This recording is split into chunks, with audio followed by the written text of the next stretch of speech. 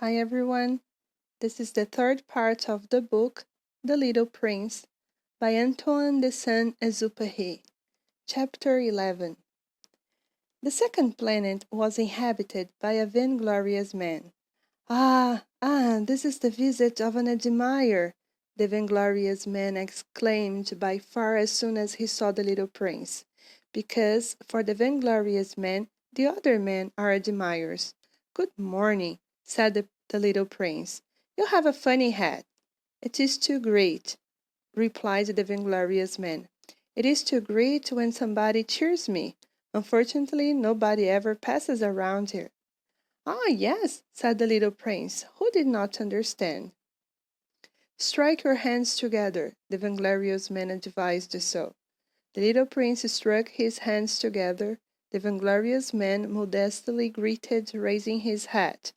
It's more fun than the visit to the king, the little prince said to himself, and he struck his hands together again. The vainglorious man greeted, raising his hat again. After 5 minutes of exercise, the little prince was tired of the monotony of the game. And what does anyone have to do so that the hat falls? He asked. But the vainglorious man did not hear it. The vainglorious man only hears praise. Do you really admire me a lot? He asked the little prince. What does admire mean? Admire means recognizing that I am the most handsome, the best dressed, the richest, and the most intelligent man on the planet. But you're alone on your planet. Do me this favor, admire me anyway. I admire you, the little prince said, shrugging the shoulders a little. But how can it be interesting to you? And the little prince went away. The grown-ups are decidedly really weird, he said simply to himself during his trip. The next planet was inhabited by a drinker. This visit was very short, but she plunged the little prince into a great melancholy. What are you doing here? He said the drinker, who he found installed silently in front of a collection of empty bottles and a collection of full bottles. I am drinking, replied the drinker, with a lugubrious air. Why are you drinking? The little prince asked him. To forget, replied the drinker. To forget what? Asked the little prince, who was already complaining. To forget that I am ashamed, confessed the drinker, lowering the head. Ashamed of what? Inquired the little prince, who wanted to rescue him. Ashamed of drinking, completed the drinker, who definitely shut himself up in silence. And the little prince went away, puzzled. The grown-ups are decidedly really weird, he said to himself during the trip. The fourth planet was that of the businessman. This man was so busy that he did not even raise his head when the little prince arrived. Hello, he told him. Your cigarette is extinguished. 3 plus 2 equals 5. 5 plus 7, 12. 12 plus 3, 15. Hello? 15 plus 7, 22. 22 plus 6, 28. No time to light it up. 26 plus 5, 31. Phew.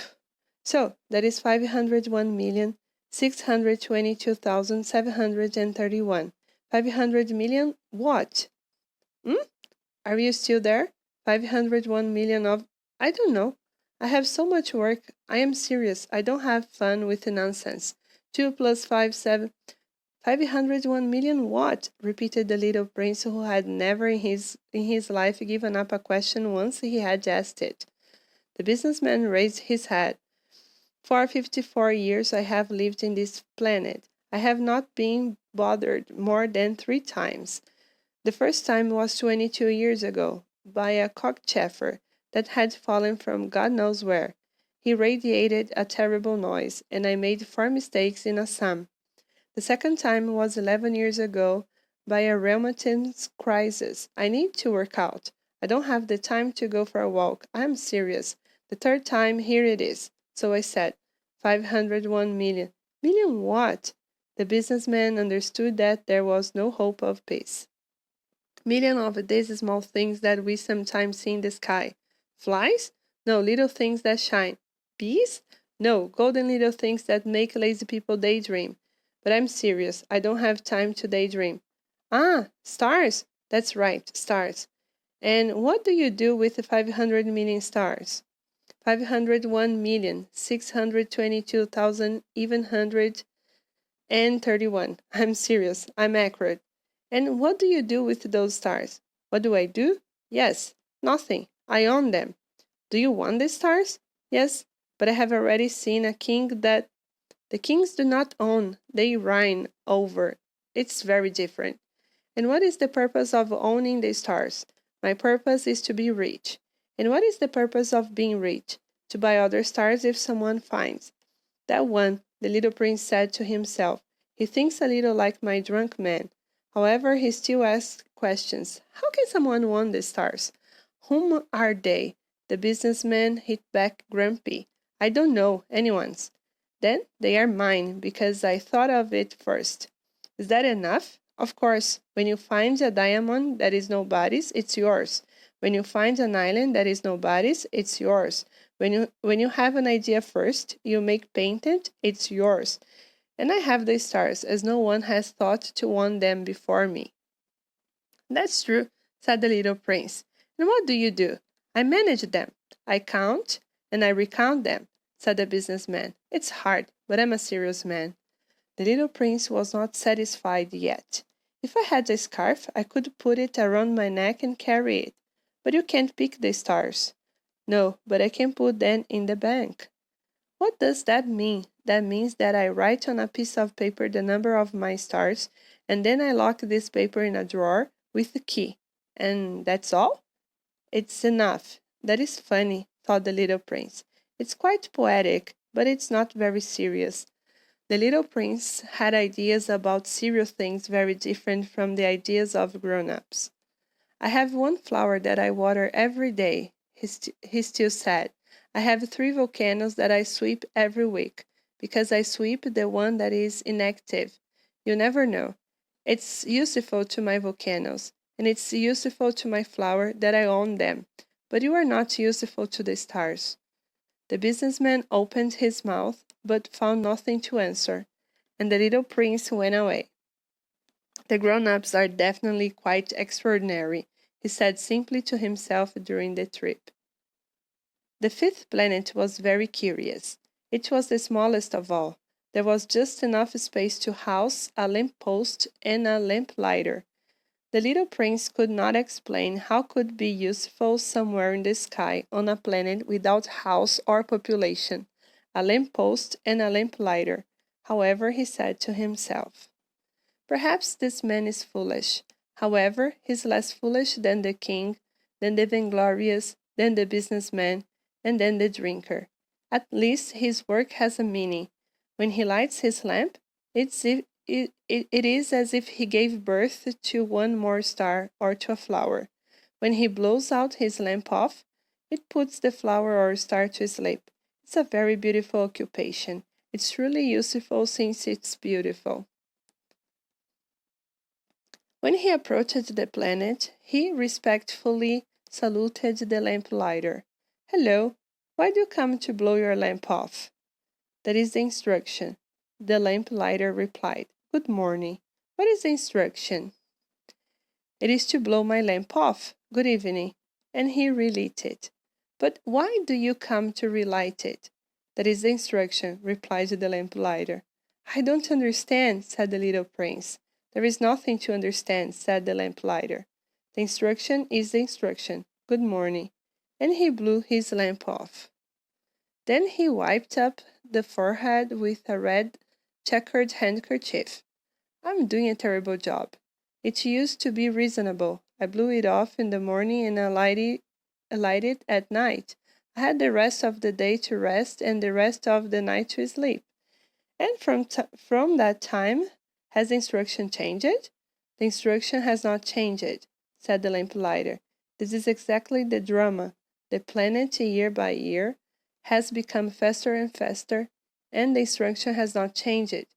Then, said the little prince, then, now that it makes 1 revolution per minute, I do not have a second to rest any more. I light it and blow it off once per minute. It is funny. The days at your house last 1 minute? This is not funny at all, said the lamplighter. We have been talking for 1 month. 1 month? Yes, 30 minutes, 30 days. Good evening. And he relit his lamp. The little prince looked at him, and he liked this lamplighter who was so loyal to the instructions. He remembered the sunsets that he once went to look for. By moving his chair, he wanted to help his friend. You know, I know a way for you to relax when you want. I always want, said the lamplighter. Because we can be faithful and lazy at the same time. The little prince continued, Your planet is so small that you'll go around it in 3 strides. You won't have to walk slowly enough to always stay at the sun. When you want to relax, you will walk, and the day will last as long as you like. It does not take me so far, said the lamplighter. That is what I like in life, sleep. It is not luck, said the little prince. It is not luck. It is not luck, said the lamplighter. Good morning. And he lighted his lamp. This one, said the little prince, as he further continued his journey, this one would be despised by all the others, by the king, by the vainglorious man, by the drinker, by the businessman. However, he is the only one that does not seem ridiculous to me. It is, perhaps, because he takes care of things other than himself. He signed with regret and still said, This one is the only one I could make my friend, but his planet is really too small. There is no room for 2. What the little prince did not dare to admit is that he felt sorry for this blessed planet, above all, because of 1,440 sunsets every 24 hours. The 6th planet was a planet 10 times larger. It was inhabited by an old gentleman who wrote huge books. Hello, this is an explorer, he exclaimed when he saw the little prince. The little prince sat down on the table and breathed a little. He had already traveled so much. Where do you come from? The old gentleman said to him. What is this big book? Said the little prince. What do you do here? I am a geographer, said the old gentleman. What is a geographer? He's a scientist who knows where the seas, rivers, cities, mountains, and deserts are. It is very interesting, said the little prince. It is finally a real job. And he casted a glance around him on the geographer's planet. He had never seen a planet so majestic yet. It is beautiful, your planet. Are there oceans? I cannot know, said the geographer. Huh? The little prince was disappointed. And mountains? I cannot know, said the geographer. And cities and rivers and deserts? I cannot know either, said the geographer. But you are a geographer. That's right, said the geographer. But I'm not an explorer. I absolutely need explorers. This is not the geographer who will count cities, rivers, mountains, seas, oceans, and deserts. The geographer is too important to stroll. He does not leave his office, but he receives the explorers there. He asks them questions and takes notes of their memories. And if the memories of one of them seem interesting to me, the geographer has to carry out an investigation on the explorer's morality. Why? Because if an explorer lies, he causes disasters in geography books, as well as an explorer who drinks too much. Why? Said the little prince. Because drunks seem double. Then the geographer would write down 2 mountains, where there is only one. I know someone, said the little prince, who would be a bad explorer. It's possible. So, when the morality of the explorer seems good, we investigate his discovery. Will you see it? No, it's too complicated, but the explorer is required to provide evidence. If, for example, it is the discovery of a huge mountain, he is required to bring large stones. The geographer suddenly was disturbed. But you are coming from far away. You are an explorer. Describe your planet.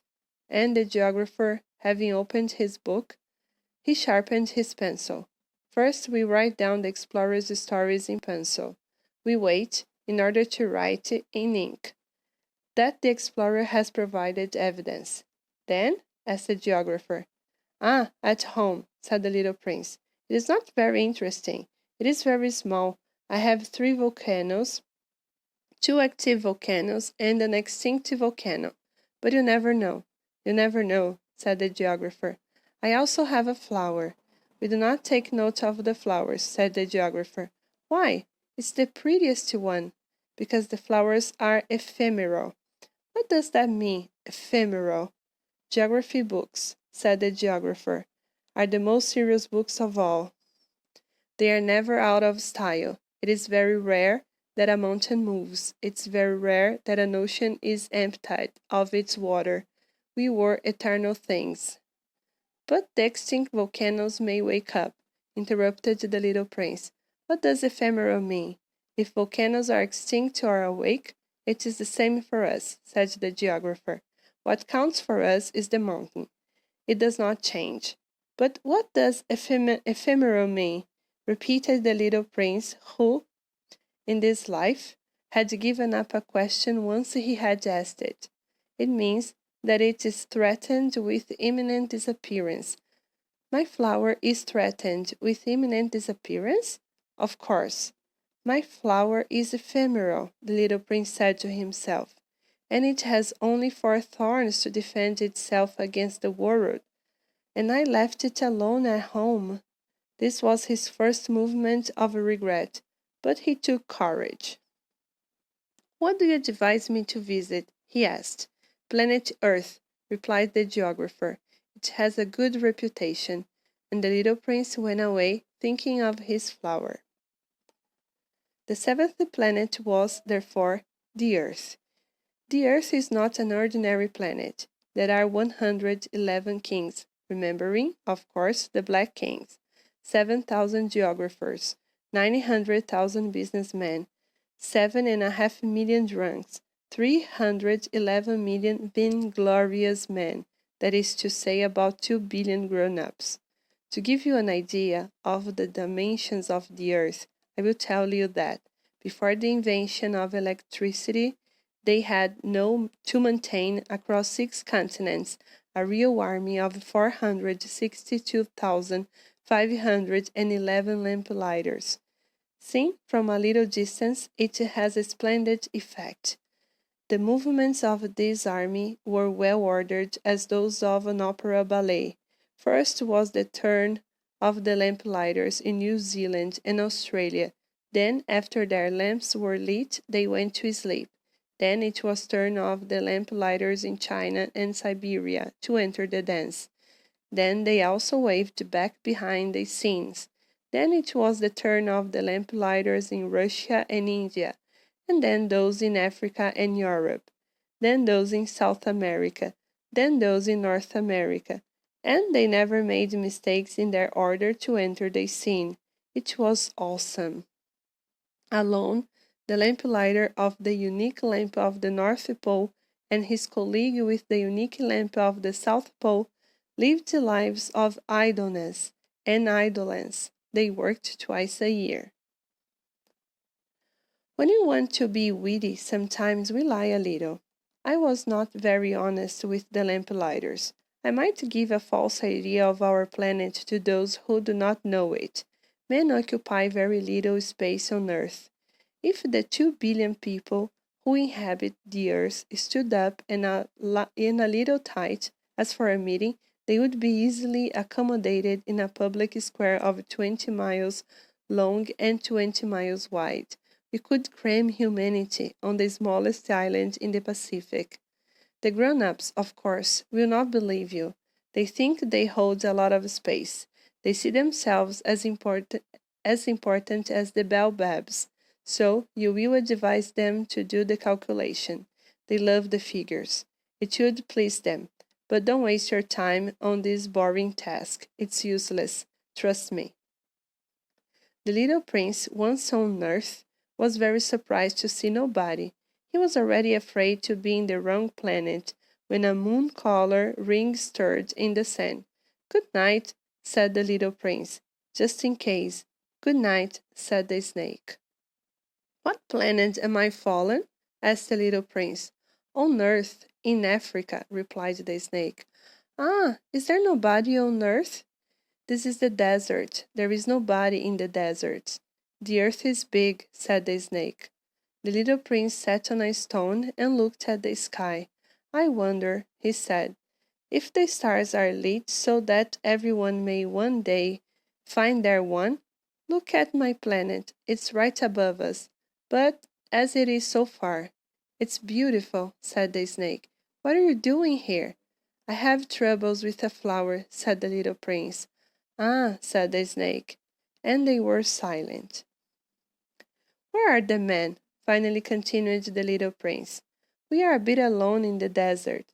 We are also alone among men, said the snake. The little prince looked at it for a long time. You're a funny animal, he said finally. As thin as a finger, but I'm more powerful than the finger of a king, said the snake. The little prince smiled. You are not very powerful. You don't even have legs. You can't even travel. I can take you further than a ship, said the snake. It wrapped itself around the ankle of the little prince, as a gold bracelet. The one I touch, I send them back to the land from which he emerged, it said, but you are pure as you come from a star. The little prince answered nothing. It's a pity. You are so weak on this earth of granite. I can help you some day if you miss your planet too. I can— Oh, understood very well, said the little prince. But why do you always speak in riddles? I solved them all, said the snake, and they were silent. The little prince crossed the desert and met only one flower, a flower with 3 petals, a flower of nothing. Good morning, said the little prince. Good morning, said the flower. What are people? The little prince asked politely. The flower one day saw a caravan passing. People? There are, I think, 6 or 7. I saw them some years ago, but we never know where to find them. They move with the wind. They have no roots. It bothers them a lot. Goodbye, said the little prince. Goodbye, said the flower. The little prince climbed a high mountain. The only mountains he had ever known were the 3 volcanoes that reached to his knee, and he used the extinct volcano as a stool. From a high mountain like this, he thought so, I see at once the whole planet and all people, but he saw nothing but well-sharpened rock needles. Good morning, he said just in case. Good morning, good morning, good morning, replied the echo. Who are you? Said the little prince.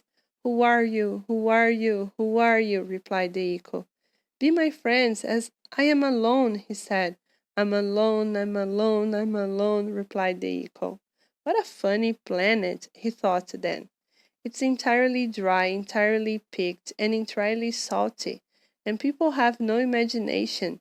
They repeat what they listen. In my planet, I had one flower. It was always the first to talk.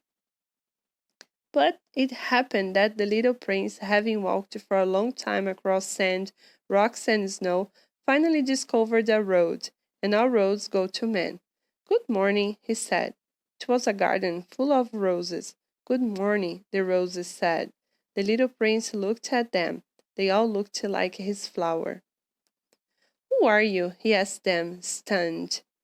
We are roses, the roses said. Ah, said the little prince, and he felt very unhappy. His flower had told him that it was the only one of its kind in the universe. And there was 5, and here, there was 5,000, all similar, in a single garden. It would be very upset, he said, if it saw this. It would cough a lot and would pretend to die to escape the ridicule. And I would be really obliged to pretend to care for her, because otherwise, to humiliate me too, it would really die. Then he said to himself, I thought I was rich with a single flower, and I have only an ordinary rose, it and my 3 volcanoes that reach to my knee, and one of which perhaps is extinct forever, do not make me a really great prince. And lying in the grass, he cried.